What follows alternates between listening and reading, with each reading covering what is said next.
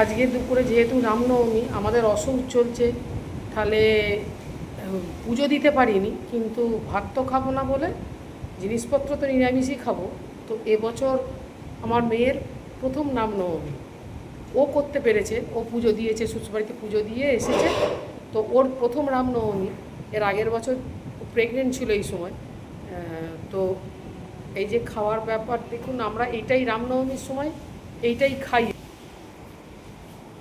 এই যে সাবুর খিচুড়ি, এতে আলু দেওয়া আছে, গাজর দেওয়া আছে, ওই যে লেবু চিপে নিচ্ছে লেবুটা।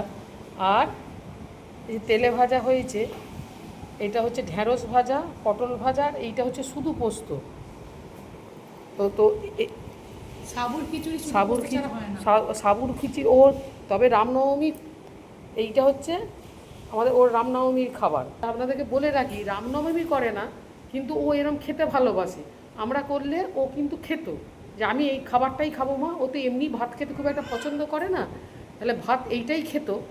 তো আজকে তো আর বলাই নেই, প্রথম বছর রামনবমী করছে, বলছে মা আমি কিন্তু মানে এইটাই খাবো, আমি যেমন খাই তেমন খাবো। বলছে হ্যাঁ রে, আমি অশৌচ চলছে, পুজো দিইনি, কিন্তু খাবো তো আমি এইটাই, মানে ভাত সবজি তো খাবো না আজকে। তো আপনারা কে কী করলেন রামনবমীতে, কে কী খান, করেন নাকি? হ্যাঁ, অনেকে খায় না, অনেকে জানি যে ডালিয়ার খিচুড়ি খায় বা শ্যামা চালের খিচুড়ি করে, কেউ ভাত করে। তা আপনারা কে কী খেলেন অবশ্যই জানাবেন কমেন্টে। সবাইকে শুভ দুপুর জানাই।